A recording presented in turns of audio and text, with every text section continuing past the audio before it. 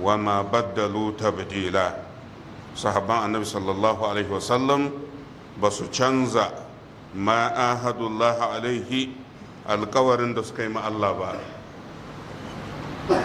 Sahabbai ba su canza alkawarinsu ba. Idan kana tattaro ayoyin alkur'ani waɗanda suke nuna darajar sahabban manzon Allah, babu shakka wannan aya tana ciki.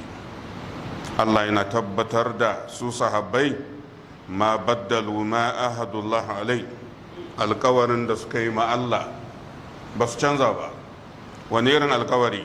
Minas sabri, sun yi ma Allah alkawarin za su yi haƙuri idan an haɗu da kafirai za a gwabza yaƙi.